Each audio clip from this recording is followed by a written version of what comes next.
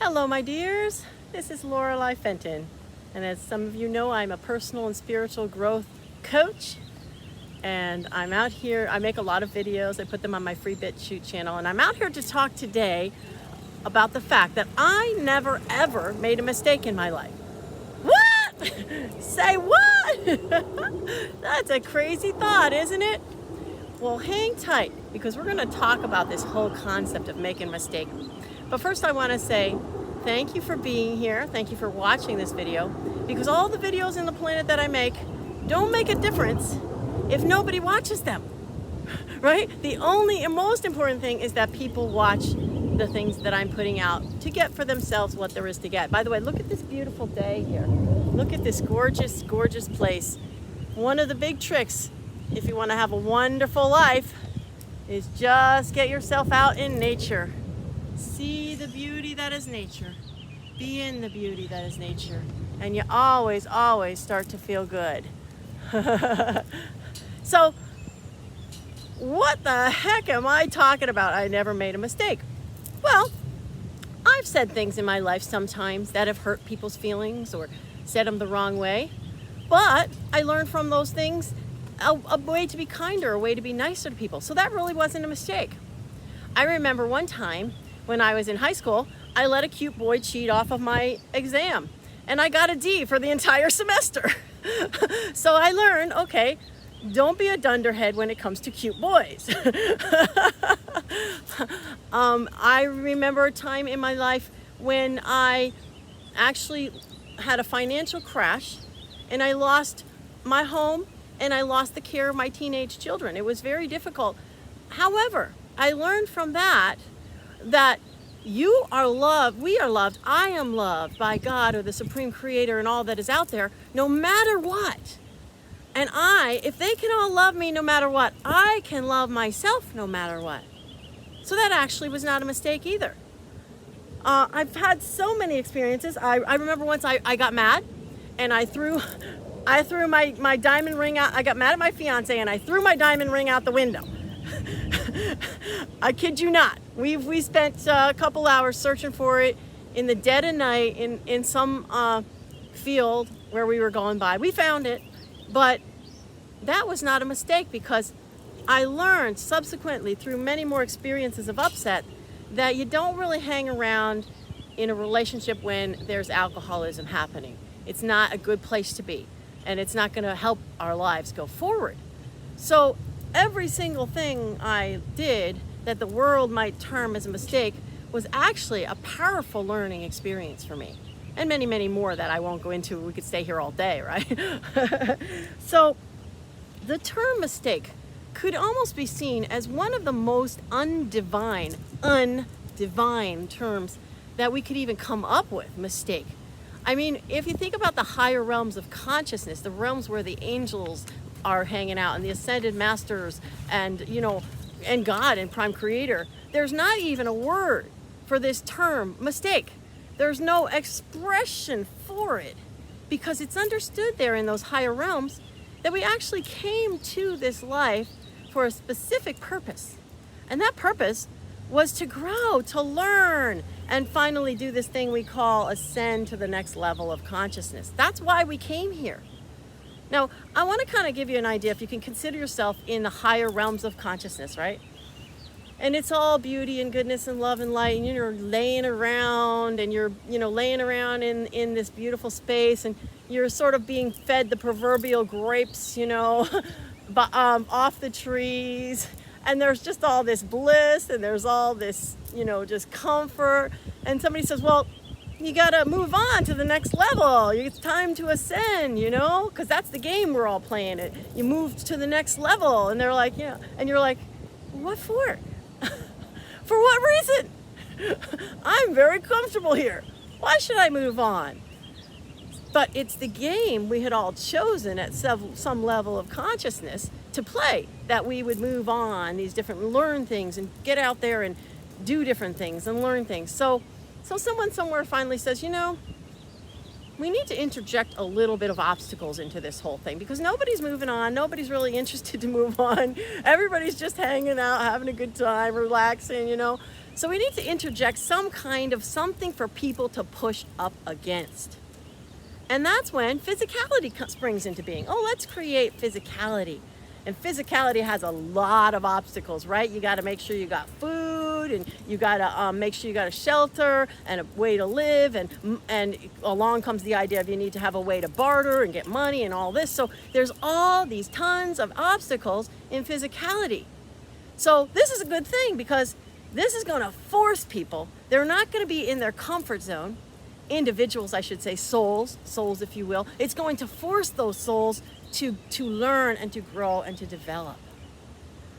So, because frankly, it got a little bit boring in the realm of having all of these angels and all of these beings of high vibration, high frequency, just laying around, right? Can you imagine? After a while, it gets a little boring. So, why, if this is the case, and many believe that this truly is the case, we're coming to this understanding, this realization, if this is the case, that we are eternal beings and we kind of created this physicality so we could do something different, have something to push up against, and have some growth and some forward progress, so why should we ever call anything a mistake? Because we came here. We came here to have all these obstacles. And it was expected that everything was not going to be perfect by any stretch of the imagination. So why would anything ever be a mistake? It wouldn't be a mistake. There's no such thing as a mistake, right? Now, if you look at what we really have out there, there's this thing called the collective consciousness. The collective consciousness. Carl Jung studied this greatly, and he called it the collective unconscious, because what he found is that people could pick up information from other eras in time that they couldn't possibly have any way of knowing, but they knew it. So other eras of time, other beings, other individuals or whatever, they could pick it up, they knew it. He called it the collective unconscious. And that makes a little bit of sense, because we're often using this collective consciousness in a kind of an unconscious way, not even realizing we're using it. Now, I call this thing the psychic soup. So we're all walking around through this psychic soup, and thoughts come into our head, and really a lot of times those thoughts aren't even ours, okay, because they're coming from the psychic soup. If you look at my little voice videos that I had done before, you'll find out that a good portion of our thoughts also come from our experiences in life and what's sort of programmed into us. And I do suggest that you go back and look at those videos, because it's very important. I'm calling this also little voice video number 6, because we're again talking about it, because the little voice is like a half of our programmed experiences in life, and it spits out those kinds of thoughts and that kinds of way of viewing things. And the other half is coming from the psychic soup, this collective unconscious that we're just picking up, comes into our head, and we just think it's ours. Really, no kidding. So this soup is contrived of all the ideas and whatever that are out there. Hang on, I'm just looking a little bit here. So if you understand, like it also has, we have our individual ideas, some of them from our experience of the past. Usually I'm talking about not every thought, but a good portion of them when things are going wrong or whatever. And then we have the collective consciousness, which really people think is true and real, because it's so much out there. There's so many people pulling it and spitting it back out, pulling it and spitting it back out. Everybody makes a mistake. Everybody makes a mistake. Everybody makes a mistake. Not true. There's no such thing as a mistake. You've got, you only get ahead by hard work. That's a bunch of baloney. There is no hard work in the higher dimensions of consciousness. There's absolutely no hard work. It's a dog-eat-dog world. Well, that's not true. Actually, as I've observed, the dogs often treat each other better than the humans do. So dogs are quite kind to each other and to other animals, oftentimes, not always, of course. It's better to give than to receive. That's not absolutely true, because it's important for both. We must have balance. And in the higher realms of consciousness, there is a balance. It's fully, one fully accepts and one fully gives out. One fully receives and one fully gives. Okay, so it's not better to receive than to give than to receive. only the good die young. Well, go tell that to Methuselah and Moses and me. I'm living to 150, looking and feeling 35. I look pretty good for my age. You won't believe how old I'm coming up on if you talk about, the physical years. So these are all inaccuracies, and they're all things that we've put into the collective consciousness because of all the strife and the worry, the concern, and all the things we are bumping up against in this physical reality, and they're actually not true. So if we want to move to the higher realms of consciousness, to the higher levels of consciousness, it's important that we begin to observe our thinking and every single thought, and take a look at that thought and say, is that thought aligned with angelic thinking? Is that thought aligned with a prime creator of love? Is that thought aligned with the ascended masters, Gandhi, Buddha, etc., all of these individuals? Every thought of judgment, by the way, fits right into the not aligned. There is no judgment up there, no judgment whatsoever. And in this human reality, we struggle with it. Even I sometimes struggle with it. I kid you not. Letting go of judgment. Because really, that is not aligned with the higher levels of consciousness. Their complete grace is given for people to think and do exactly as they please, however they want, even if they do tons of things that really don't work. You see, I almost said make a mistake. I stopped myself because there is no mistake. But even if they do tons of things that don't work, complete grace is given for people to do that. So,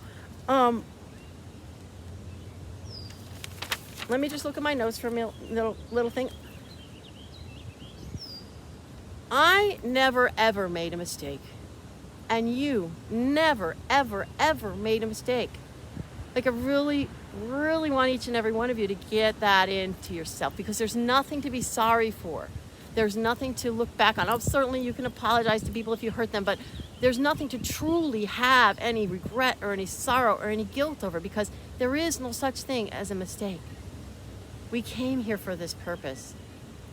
God loves you, I love you, the angels love you, the masters, the ascended masters love you. Everything that's of love and light out there in the world loves you deeply and sees you as whole, complete, and perfect. You and I are whole, complete, and perfect, exactly as we are. So go back and watch my Little Voice videos if you have not watched them already.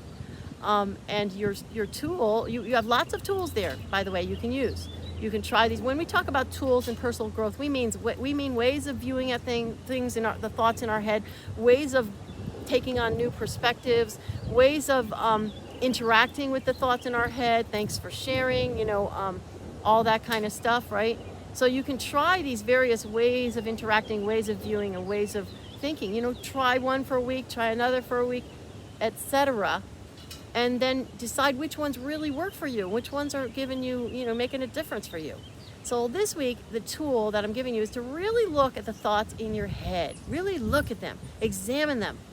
And if it's not aligned with a higher consciousness, then kick it to the side. Thanks for sharing, kick it, garbage, thought, go, okay, I'm not gonna listen to you, I'm gonna do something else. Replace it with something else. Replace it with the idea that all is well, that all is beautiful. Replace it with gratitude. Replace it with joy. Replace it with going out into nature and feeling at bliss, right? Replace it with meditating with your crystals and feeling in bliss. So all these things we can replace what I call these kind of garbage thoughts, which we're trying to get rid of. We're trying to take them out of the collective consciousness. So by all means, don't spit them back out. If you can get away with it. If you catch yourself doing it, stop yourself, say, cancel that. Say to the universe, cancel that, and then replace it with something else. That's a really good tool. Cancel that when you say something that really doesn't work or that really doesn't bring you into the higher levels of consciousness. Or I used that for many, many years. Trust me, I still use it once in a while. So finally, I just want to thank you for watching this video, because again, that's the most important thing. If nobody watches my videos, then it's not helping out there. So you're watching it, you're sharing it with others, you're telling me others about this free BitChute channel where they can go and see different perspectives for their life. That makes a difference. And my mission, of course, is to have everyone living on the new earth. And the new earth is one of love, of joy, of abundance, of fun, of ease, of play, of brotherhood. This is the new earth energies that I am committed that we all live in moment by moment by moment. So the other thing I'll invite you, if you haven't heard about my Patreon channel, which is a channel where people go and they get special kinds of videos and special things for being a patron, for helping to support my work and my mission. So if you don't know about that, please go ahead and watch the Patreon, the video. I'll put it in the notes about my Patreon channel, which is Awakening Love on the New Earth. And there is actually a crystal giveaway where if you just try it for a month, you're going to get back that little bit of money you spent in crystals. And really, it's so inexpensive, $10 or $20 a month, or some people want to really splurge and do $50, and I appreciate that. But yeah, you're going to get some beautiful crystals that I bless and that I put your blessings for your energy on. Okay, my beloved ones, have a beautiful day. I love you. I bless you. I send you all the love, joy, ease, fun, play that you can possibly manage. Actually, more than you can manage. Bye-bye.